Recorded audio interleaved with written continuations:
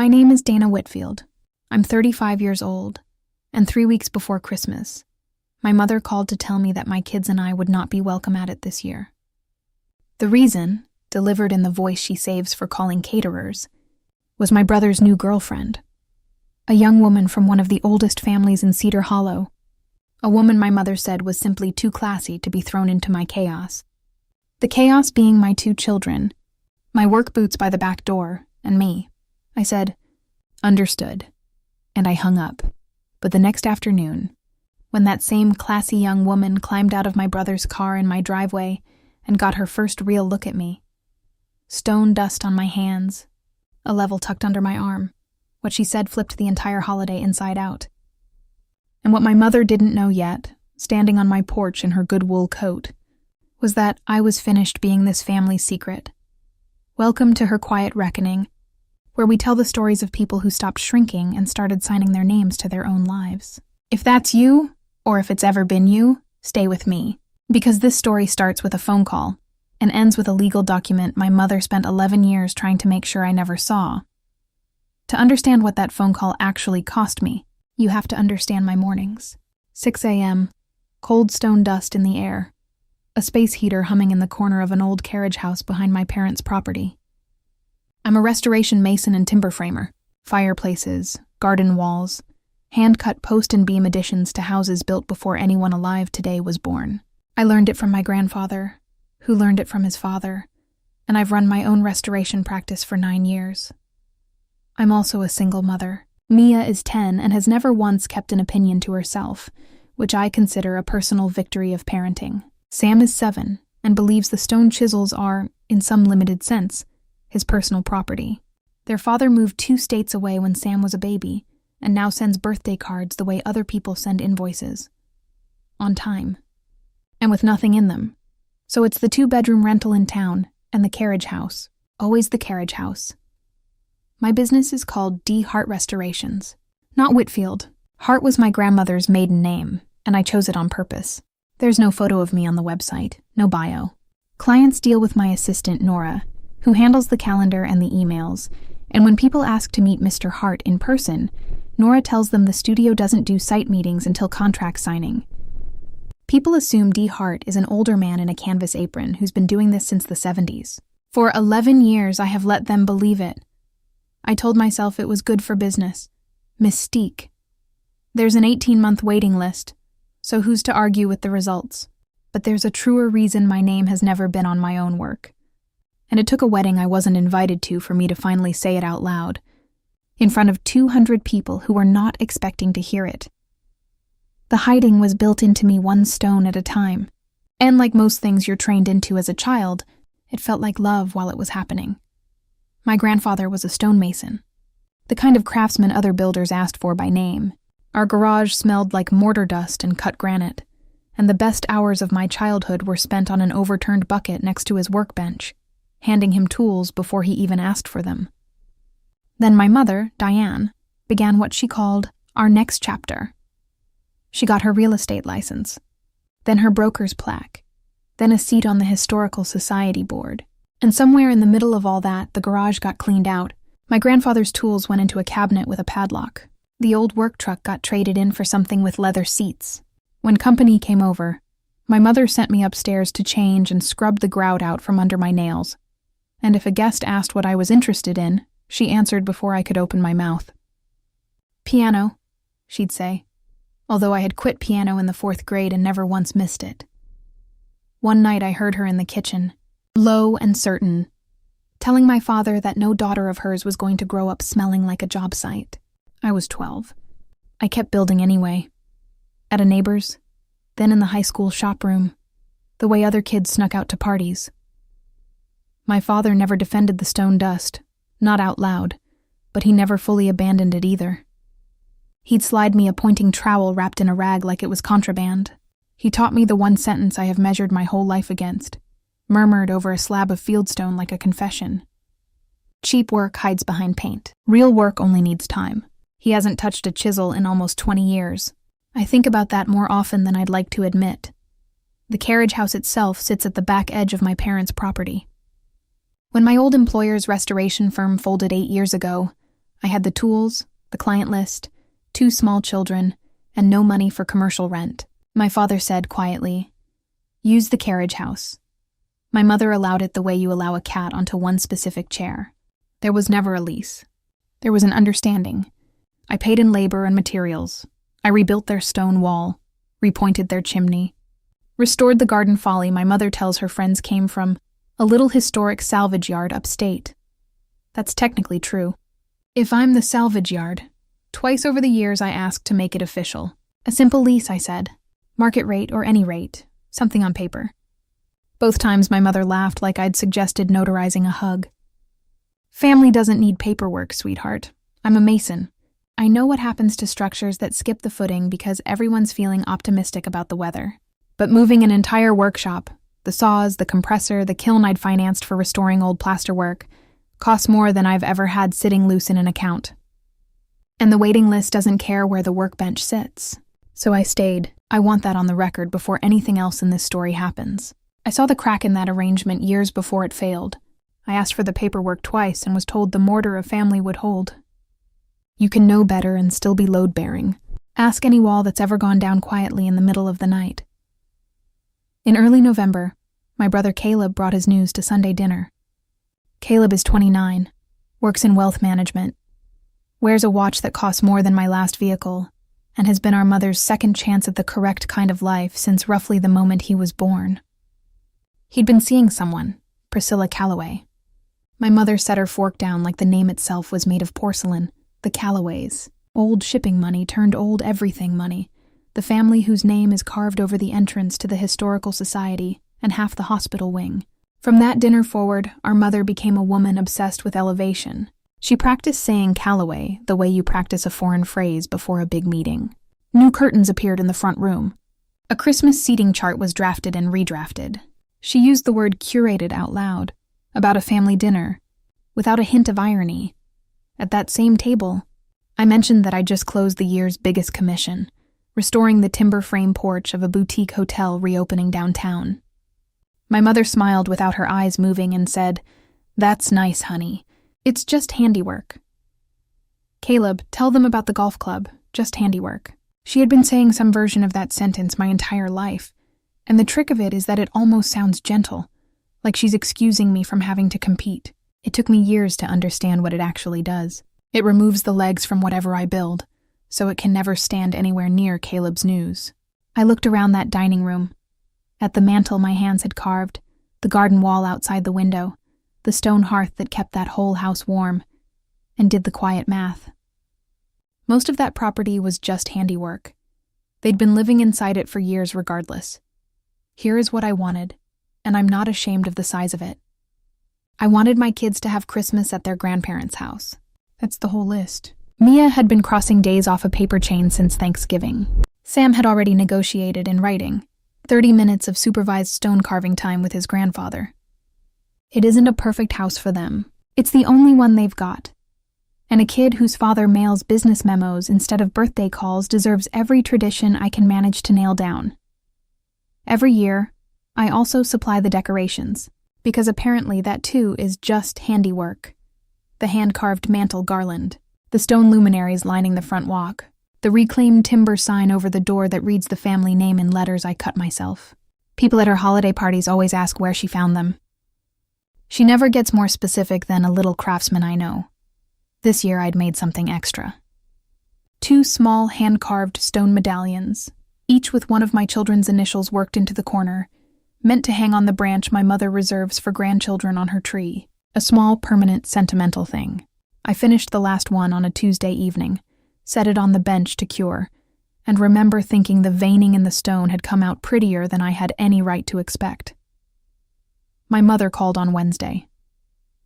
"I want you to know I saw it coming, because I refuse to be the fool in my own story." The signs had been stacking for 2 weeks. My mother had started asking careful, testing questions.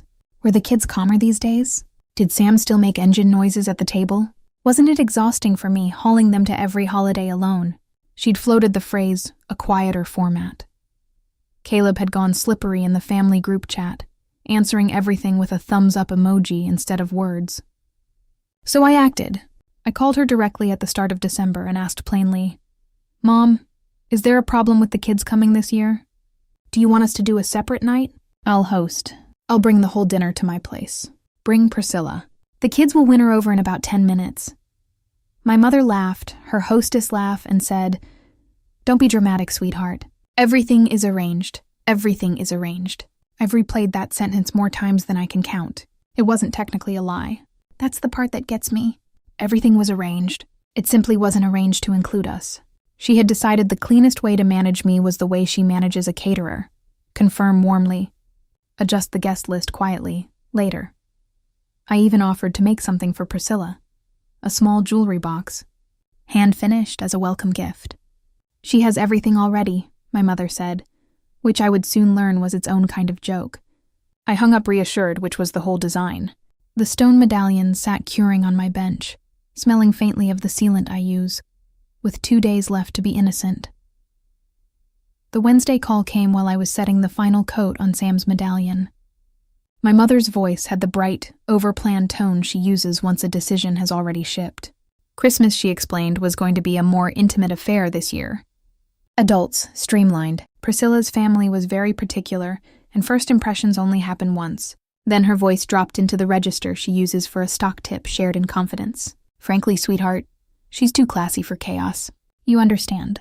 The kids, the noise, She actually paused before she said it, like she was lifting the word out with tongs. The dust. I stood there with sealant still on my fingers, looking at 2 small stone squares with my children's names carved into them, listening to my entire life get folded into a single word. Chaos. Mia's paper chain was chaos. Sam's carving hour with his grandfather was chaos. The garland on her mantle and the luminaries on her walk, and the sign over her door. Those, apparently, were still decor. "We'll do something with the 3 of you in January," she said. "Maybe soup." Soup. I looked out the window at the frost climbing the glass, and something in me went very still, the way a level finds center. There are moments you're supposed to fight through, raised voices, a door slammed so everyone in the house can feel something. I gave her almost none of that. "Understood," I said, and I hung up and finished sealing Sam's medallion, because I finish what I start. The next morning, 3 cars pulled into my driveway. My family had come to collect something. It wasn't me. They arrived at 9 on a Thursday. My mother's sedan, Caleb's SUV, and a 3rd car I didn't recognize, all crunching up my gravel in a small, tidy parade. I watched from the porch with my coffee. My mother stepped out holding 2 empty storage bins, which told me everything before she said a single word. She had come for the decorations.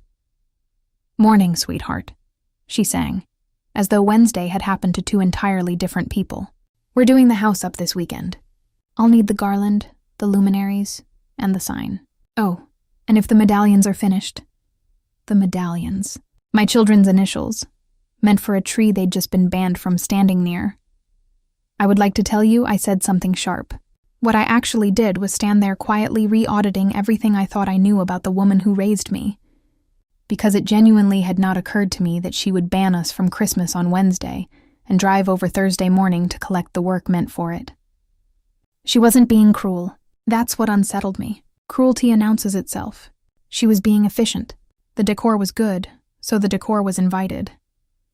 Caleb climbed out of his SUV looking like a man who'd been hoping to stay inside it. Then the 3rd car's door opened, and out stepped a young woman in a pale wool coat, dark hair, quick, assessing eyes. The kind of composed you can't fake by the time anyone's looking at you. The now famous Priscilla Calloway brought along, I'd learn, for a scenic drive to see the Cedar Hollow lights. She was looking around my property with genuine curiosity, and her gaze caught on the carriage house door standing open behind me, on the workshop glow inside, on the half-finished garden pergola frame leaning in the middle of the space like a doorway to nowhere in particular. I carried the bins out like a good vendor. Garland, luminaries, sign, my mother inventorying each item into her trunk with small approving hums. Then Mia, who'd been watching from the front window with the focus of a hawk on a field mouse, cracked it open and called out, in the clear, undiplomatic voice of a 10-year-old, "Mom, is that the classy lady who banned us?" The driveway went very quiet. My mother's smile stayed exactly in place, but it stopped being connected to anything behind it. Caleb developed a sudden urgent interest in his own tires, and Priscilla Calloway turned to look at Mia, then at me, then slowly at the timber sign in my mother's hands, at the small carved mark burned into its corner. I watched her read it. I watched her recognize it. "Wait," she said. "That's your D heart." She looked past me at the carriage house, at the pergola frame silhouetted inside it, and her voice climbed an octave. "The D Heart Restorations. I've been on your waiting list for 14 months. Your studio is building my ceremony arbor. That's it, isn't it? It's right in there." Then she turned to my brother and asked the question that split the whole morning open. "Wait, is she your sister? Because nobody, not you, in 8 months of dating, not your mother in a month of curating, ever mentioned that the craftsman I have been personally begging my planner to secure was the sister. The chaos, the one who wasn't invited to Christmas. What happened next on that driveway was 3 truths colliding at low speed. My mother tried to smooth it over. There's been a small misunderstanding. Let's not stand out here in the cold. The verbal equivalent of throwing a blanket over a broken lamp. Priscilla ignored her completely, which I would come to learn is something she can do because she has never once needed anyone's approval to feel solid on her feet. She walked straight to the window and spoke to my daughter first. "I never said that about you," she told Mia, level and clear like someone testifying. "I would never say that. I'm Priscilla. I love your mom's work more than almost anything I own." Then she looked at me, and there was an apology in her eyes that wasn't hers to owe. Caleb finally spoke to the gravel. "Priscilla, it's complicated." "It's really not," she said, pleasant as a paper cut. My mother arranged the sign in her trunk with tremendous, sudden concentration. Priscilla asked if she could see the arbor. My arbor, she called it, with the easy, unconscious ownership of a bride. And I said yes, because the craftsman in me could never resist watching someone meet a piece for the first time. She stood in my workshop among the sawdust and clamps, and looked at that half-finished frame the way people look at other people's newborns. Before she left, she asked for my direct number. Mine, not Nora's, not the studio line. In 11 years of hiding behind 2 initials, she was the first client to drive away with the actual builder's number saved in her phone. My mother watched her do it and said nothing at all, which from her is the loudest sound there is. Priscilla came back 2 days later, alone, with good coffee and 0 warning, and I let her into the shop because apparently refusing a Callaway isn't a muscle I have either. She didn't tour it like a showroom. She went straight to the workbench, put her palm flat against a planed piece of oak like she was checking it for a fever, and exhaled. It turns out Priscilla Calloway has a graduate degree in historic preservation she has never once been allowed to use professionally. There's a family foundation with her name printed on the letterhead instead. She knew what a mortise and tenon joint was on site. She asked about my pointing technique the way most people in my life ask about parking. When she bent over the arbor frame, traced the joinery with 1 finger, and said quietly that it was the most beautiful thing being contributed to her entire wedding, I heard myself answer. Pure reflex, 11 years deep. "It's just handiwork." She straightened up and looked at me for a long moment. Hearing my mother's sentence come out of my own mouth, in front of someone who actually understood what she was looking at, did something a decade of quiet resentment never managed. It embarrassed me. Then she got practical. She wanted more than the arbor. The head table, the ceremony benches, the signage, all of it commissioned properly through the studio, at my real rate, which she already knew to the dollar, because she'd researched it like the preservationist she actually was under all that foundation paperwork. The number she named would clear the balance on the kiln I'd financed and give my small household 4 months of real breathing room. The wedding was 3 weeks out. "Can it be done?" she asked. The arbor was 70% finished. The rest was sleep I could spare. "It can be done," I said. My mother came to the shop the following morning, which requires context, because in 8 years, she had never once crossed that threshold. She stepped over my extension cords in her good camel coat like a health inspector entering a crime scene, and she got to the point with impressive speed. The wedding commission could proceed, generous of her, but there would be terms. I would operate as a vendor, D Heart Restorations, hired help, no relation. I would install, finish, and disappear. Vendors, she noted, are gone before the toasts. If any Callaway connected the dots, The story was that Caleb had a sister who was arranged, very sad. We don't discuss it. You'd make me the family tragedy, I said. I'm making you appropriate, she said gently, like a stylist pinning a hem. Then came the incentive. If the wedding went smoothly, her word, doing the work of an entire contract, the kids could come the morning after New Year's to open presents. A make-up Christmas, postponed and quietly rebranded.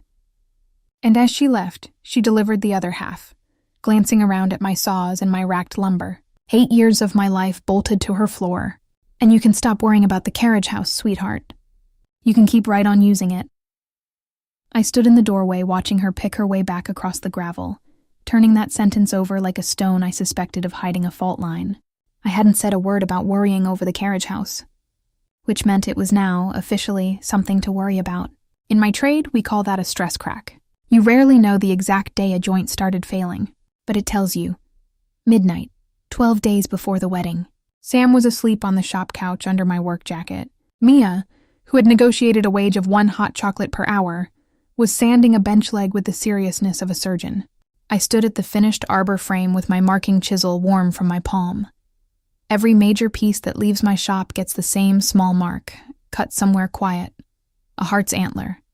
No bigger than a thumbnail, with 2 letters worked into the base. M and S.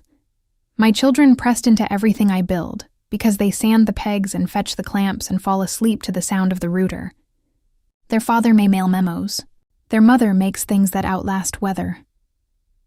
I stood there with the chisel in my hand and had, for one honest minute, the vendor's thought. A smooth vendor leaves this one bare, unsigned, unattributable. Furniture with no fingerprints, a craftsman with no family. I thought about my mother's storage bins. I thought about soup in January. Then I set the chisel against the foot of the arbor and cut, and the shaving curled off sweet and clean, and the mark went in a 1/4 inch deep the way it always does. Wood doesn't negotiate. Watching that small mark darken into the grain, my children's initials with it, I understood that I had just signed a different agreement than the one my mother had offered me. I just didn't yet know who'd be the first to read it. As it turned out, it would be the one man at that wedding nobody could ask to leave. The next 3 weeks were sawdust and coffee and arithmetic. I built the ceremony benches in 9 days.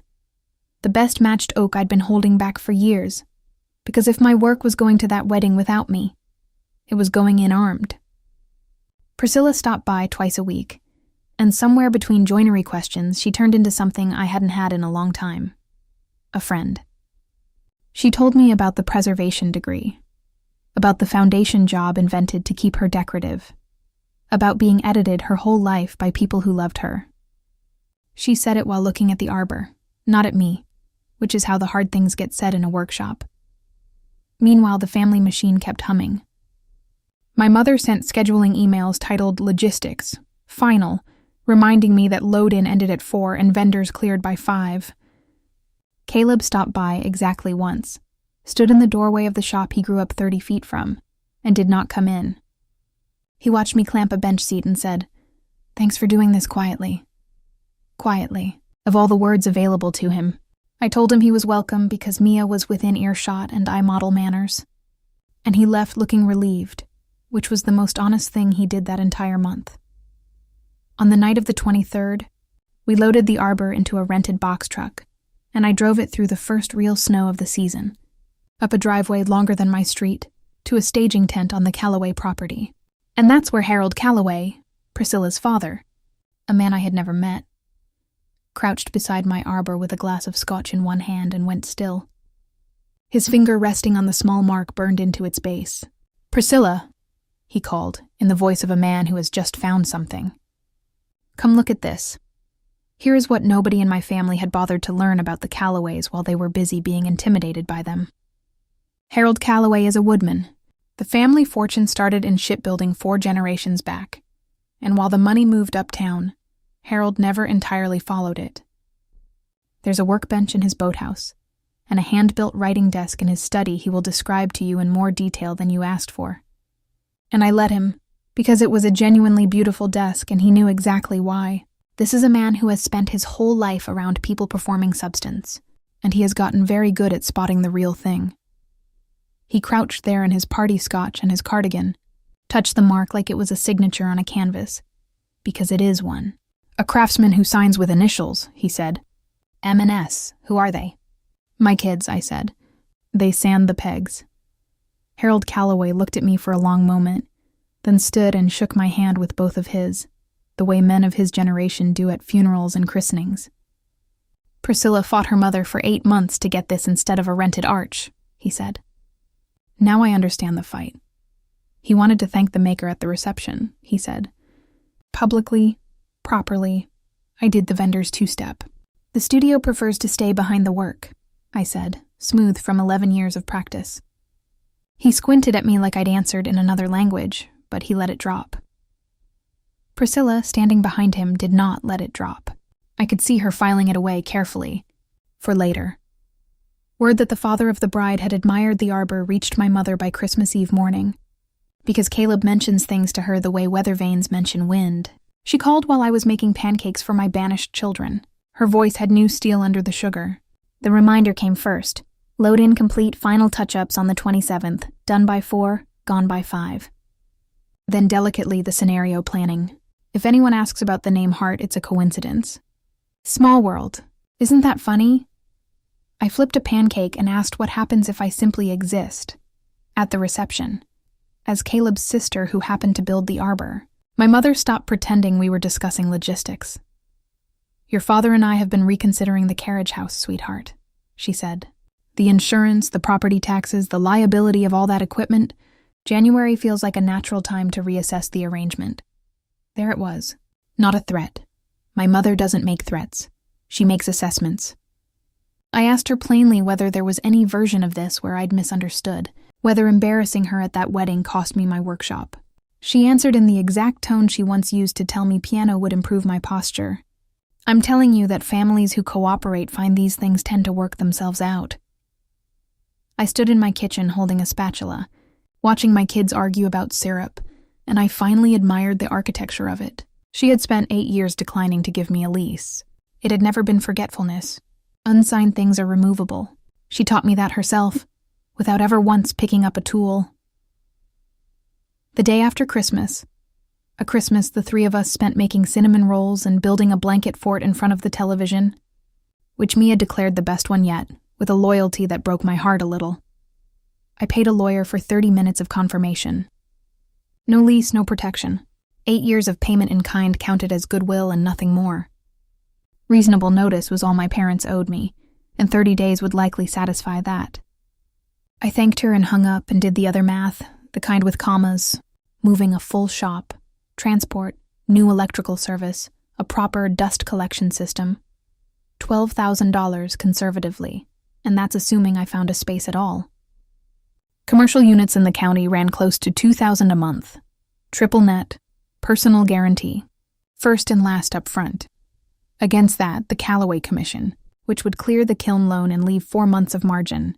If the carriage house went away, that margin became a moving fund, and then became nothing at all. I sat in the shop that night with the space heater ticking, surrounded by 9 years of accumulated capability, every tool exactly where my hands expected in the dark, and let myself feel the full weight of what obedience was buying. Then I did something that surprised even me. I found an empty crate and I packed it. Hand tools only, the irreplaceable ones. My grandfather's old wooden mallet on top. I set it by the door. I told myself it was just prudence, the way you keep a fire extinguisher without planning a fire. But a woman who packs her first crate has already cast her vote. The rest of me just needed time to count the ballots. Caleb came by that evening with a peace-offering pizza. Extra everything. No apology. The pizza is the apology. He's done it since we were kids. We ate it on shop stools while my kids watched a movie in the house, and my little brother finally told the truth with his mouth full, which is the only way he seems able to manage it. He'd known too classy for chaos was our mother's invention. He'd known it the moment Priscilla's face went blank in my driveway, because Priscilla had never once, in 8 months, said an unkind word about my children. He hadn't corrected the record at Christmas, or since. You have to understand, he said to the pizza box. The Calloways are the biggest door I will ever walk through in my life. And Mom holds the handle. She's held every handle I've ever walked through. That's my brother. Not cruel, aerodynamic, built to swing whichever direction the strongest pressure blows. And our mother is a pressure system with a 40-year track record. He asked me, with the genuine pleading face of the 9-year-old who used to beg me to take the blame for broken windows, to just get through the wedding quietly. Then I'll fix it, he said. I'll talk to Mom in the new year. I'll fix it. Caleb, I said, you've been going to fix things since you were 9. He left me the last 2 slices. Some men bring flowers. Mine brings toppings and leaves before anything requires a spine. The night before the wedding, both possible futures called me back to back, like they'd coordinated schedules. Priscilla first, warm, a little breathless with pre-wedding chaos. The good kind, she said, the kind you actually want. She'd put me on the seating chart, printed, Dana Hart Whitfield, family table. Your family and the artist, she said. The 2 best things in that tent. I want you there for dinner. 20 minutes later, my mother, Caleb having mentioned the seating chart, the way weather vanes mention wind. No hostess voice this time. Terms, restated for the record. I would be gone by 5, before cocktails, before introductions, before any Callaway could connect my face and my name and my sawdust in one lit room. If I stayed, the carriage house conversation would happen January 15th, and it would be short. If I left like a professional, the kids could come the morning after New Year's. She'd already bought and wrapped their gifts, she mentioned. Wasn't that thoughtful? My children's presents sitting wrapped under her tree, as collateral. I sat at my kitchen table after both calls with a pencil, because that's who I am, and I drew it. 2 futures side by side like blueprints. One had a workshop in it and no name over the door. The other had my name on it and no walls to protect it. I already knew, sitting there, which blueprint I could actually live inside. The toast at that wedding did not go the way my mother had planned. I went looking for a box of bronze wax that night and found my mother instead. Up in the carriage house loft, behind my finishing supplies, there's a shelf of her old file boxes, tax records, dead paperwork. Hauling one aside, I knocked its lid loose, and an envelope of photographs slid out onto the floor, like it had been waiting there for 8 years for its turn. On top, a square, faded snapshot, colors gone the color of old custard, a catering line at some grand reception, white tablecloths, an ice sculpture, women in gowns. And at the very edge of the frame, 19 years old, in a black and white server's uniform with a tray on her shoulder, my mother. It took me a moment, because I had never once seen her face do what it was doing in that photo. Hungry and careful at the same time. Watching a party from the working side of the room, I turned it over. Faded ballpoint, her own tidy handwriting. Patricia's wedding. They had me use the back door. Patricia, her older sister, who married up and out, and now sends a Christmas card from 3 states away every December. My mother had served hors d'oeuvres at her own sister's wedding, in uniform, through the back entrance, because the groom's family thought it would be awkward for her to attend as a guest. 19 years old. I sat on the loft steps with that photograph in both hands for a long time. My mother learned, early and hard, which side of the door people like us were meant to stand on, and she has spent 40 years buying her way to the other side of it. The currency, every single time, has been whoever in her life still smelled like work. Understanding it changed nothing about January 15th. It just told me exactly where the blade had been forged, and how long she'd been sharpening it on herself. But that same night, packing away the photograph, I found something else in that same file box. Something my mother had clearly not meant for anyone to find. Filed under a folder labeled in her handwriting, simply property. It was a copy of my grandmother's original codicil to her will, dated the year before she passed, notarized, witnessed. In it, my grandmother had left the small half-acre parcel under the carriage house directly to me. Not to my parents, to me. My mother had apparently intercepted the original filing at the county recorder's office years ago and simply never told anyone the codicil existed, letting the earlier will, the one that left everything jointly to her and my father, stand unopposed. I sat with both documents in my lap, the photograph and the codicil, understanding for the first time that my mother's entire authority over my workshop had been built on a document she knew, personally, to be outdated. She hadn't been generously allowing me to use family land for 8 years. She'd been quietly sitting on proof that it was already mine. Wedding morning, December 27th. I had a plan, and I want to be honest about how good it was. Load in by 2. Final touch-ups. Adjust the arbor lighting. Gone by 4:30. Ahead of schedule. Beyond reproach. Kids to my neighbor Mrs. Alden's house. Barn secured. Peace secured. I'd left Nora a note with the whole choreography. Clean exit. No witnesses. Everybody wins. Nobody learns anything. I stood in the shop at dawn running through it, and my eyes kept landing on the 2 small stone medallions, which had made their way back to my bench. Priscilla, it turned out, had lifted them off my mother's tree the moment she worked out whose initials they carried, and returned them the next morning wrapped in tissue with a note that read, "These belong with their maker." The medallions sat there catching the low light, and I looked at my plan again, and finally saw what I'd actually drawn. Flush joints. No visible fasteners. I've built things that way my whole career, engineered so no one can see what's holding them up. It's beautiful work. It's also, it occurred to me standing there, an exact scale model of how I'd spent my whole life holding my own family together. Invisible, load-bearing, finished smooth enough that nobody ever had to think about the labor underneath it again. Mia wandered in with her cereal bowl and studied the one good dress I'd hung on the lumber rack. Deep green, the kind of thing I never get to wear. "Are you going to your own arbor's wedding, Mom?" 9 years old, and she'd done the property law in a single breath. "Yes," I said. "I am." I understood exactly what I was choosing between, because I chose it with my eyes open. Staying meant the carriage house gone, not maybe. My mother doesn't bluff. Bluffing risks looking foolish, and she'd sooner not exist. It meant the January morning evaporating. My children's presents already sitting wrapped in a house we'd no longer be welcome inside. It meant becoming, officially, the difficult one. The daughter who made a scene at the Calloway wedding, a story she would curate for the rest of her life. Leaving meant keeping everything, and continuing to exist as a set of initials, a vendor with a family-shaped hole in her paperwork. A woman whose own children would eventually learn that their mother could be rented, but never acknowledged. I dressed in the green. I worked the load-in and coveralls over the top of it like a secret. All afternoon the estate filled with light and music. 200 guests. A band tuning up. My arbor standing out in the snow under warm spotlights. The truest thing in a landscape of rented ones, as someone I'd recently come to trust had put it to me herself. At 4:40 I was finished. Everything placed, everything level. I stood at the mouth of the reception tent with my tool bag in hand, keys in my pocket, 5 minutes from being gone clean. Through the glass I could see the head table, 16 feet of matched oak I'd slept beside while it cured, and the place card Priscilla had refused to let anyone remove.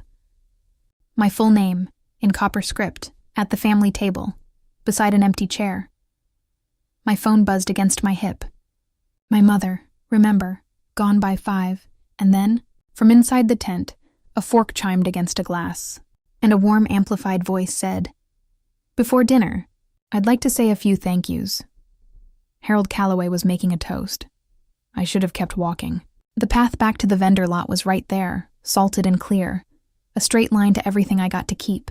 Instead, I stood at the tent flap in the cold tool bag in hand, and listened. Harold thanked the planner. He thanked the caterers. My mother, at the family table in champagne silk, applauded each name with beautifully calibrated warmth. He toasted the Whitfields, a family of real substance, and I watched my mother incline her head to accept the compliment. Gracious as a duchess, and something about watching her accept that particular word, substance at that particular table, moved the last piece into place. Then Harold's voice changed, where went personal went pleased. "One more. Most of you walked in tonight under an arbor my daughter fought for, built by an artisan this family has admired for years without ever seeing a face. A craftsman who signs only with initials, D. Hart." A murmur went through the tent. People had been photographing that arbor all evening. "I'm told the maker is here tonight. Please, wherever you are, stand up and let this family thank you properly." The spotlight operator, bless his literal heart, began to sweep the room. 200 heads turned toward the family table. My mother's smile stayed perfectly assembled while her eyes did the fastest arithmetic of her life. Caleb stared into his water glass like it held instructions. And Priscilla looked straight at the tent flap, straight at me through the glass, because she had known the entire time that I was still standing there. She smiled the way you smile at a door you're hoping will open. Here was the whole choice, laid flat. Walk and keep the workshop, the manageable life, the January morning with my kids. Stand and lose all of it in public, at a price my mother had already quoted me in writing. $12,000 of moving costs, $2,000 a month, no grandparents in the room on a January morning, all of that on one side of the scale, and on the other side, nothing you could put in a truck. My name, spoken out loud, in a room my own work was already standing in. I set the tool bag down on the frozen grass. My grandfather's voice came to me the way it always does at the bench, quiet over my shoulder. The only sermon he ever preached. Cheap work hides behind paint. Real work only needs time. 11 years, I decided, was enough time. I pushed through the flap into the warmth and the candlelight and the smell of good food, and I walked between the tables in my green dress, sawdust still caught in the seams of it, and I stood where the spotlight could find me, which it did, with an eagerness I could have lived without. 200 strangers. My mother, 20 feet away, going the color of her own tablecloth. I didn't look at her. I looked at Harold Calloway, who was beaming like a man whose theory had just proven out, and I said the thing I had been 11 years, and one photograph and one file box away from saying, "I'm Dee Hart, Dana Whitfield." The room leaned in. Caleb is my brother. I'm his sister. A sound moved through the tent, small and electric, the sound of 100 private assumptions revising themselves at once. And the initials on the arbor, M and S. Those are my children, Mia and Sam. They sanded every peg your bride walked past this evening. Thank you for marrying under our work. For 1 second, the tent held its breath. I watched my mother start to rise.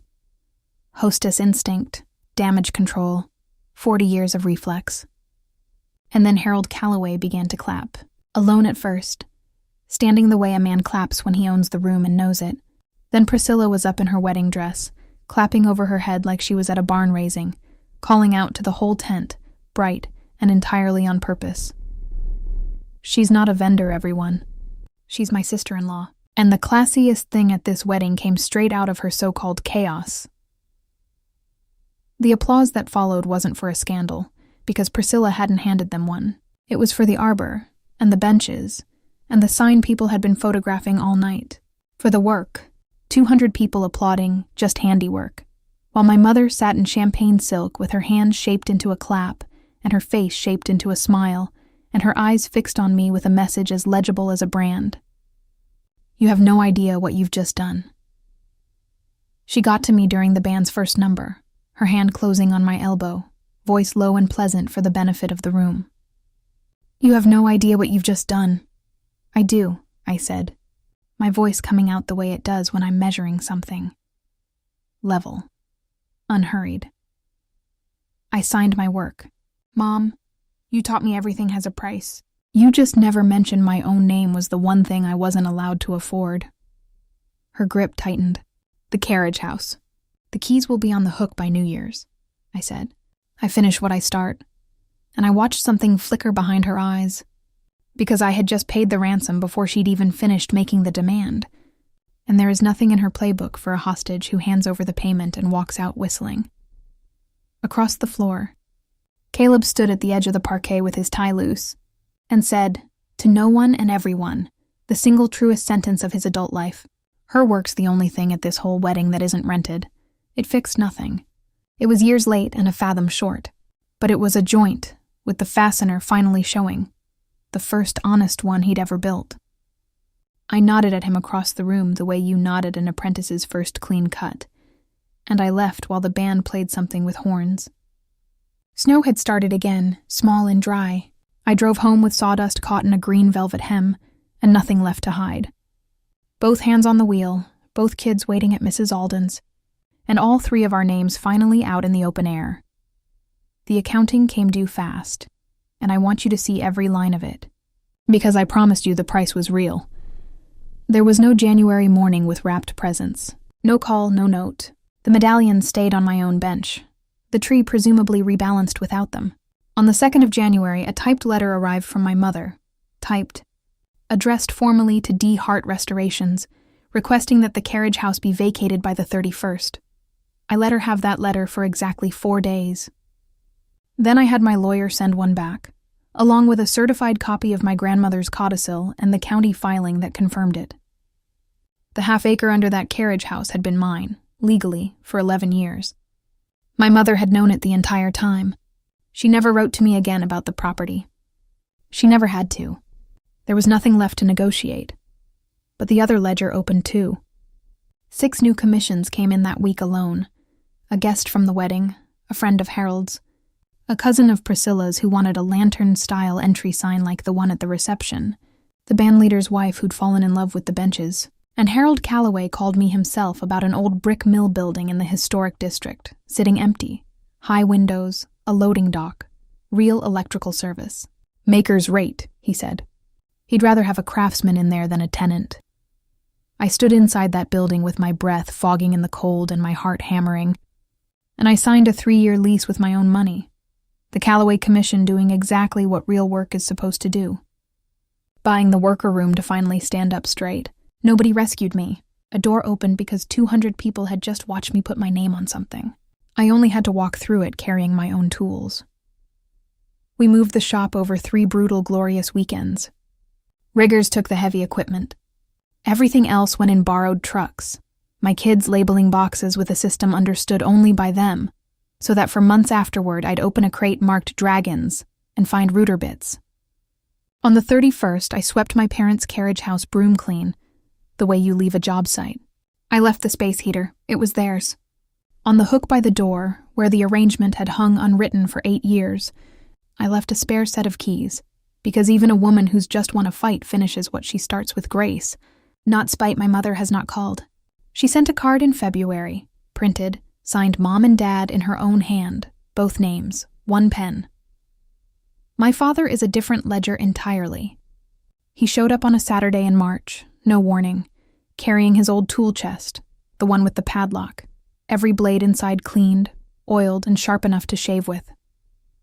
20 years in storage and not a spot of rust on any of it, which told me exactly what he'd actually been doing out in that garage all those years. He said nothing. He didn't mention my mother. He looked around the new shop for a long while. Got room for an old man's bench? He stayed until dark, teaching Sam how to true an edge. The new sign over the loading dock took me a full week off the clock. Hand cut, no initials, no mystery man in a canvas apron. Dana Whitfield Restorations. When the regional magazine asked again for a photo of the craftsman, I said yes, and I didn't scrub my nails first. Mia walks her friends past the shop window like a docent. My mom made all of that. Sam has been promised a full summer with the Chisels the year he turns 8, a contract he made me shake on personally. Priscilla stops by most weeks, sometimes with Caleb, who comes all the way inside now, and drinks his coffee sitting on the bench his niece sanded. The wedding made the regional magazine that June, 4 pages, the biggest photograph the arbor in the snow, the caption submitted by the Calloways themselves. Arbor by Dana Whitfield, Whitfield Restorations, Cedar Hollow Mill District. My mother keeps that issue on her coffee table, Caleb tells me. She shows guests the wedding, and the guests admire the arbor, and she says nothing at all, which from her, as always, is the loudest sound there is.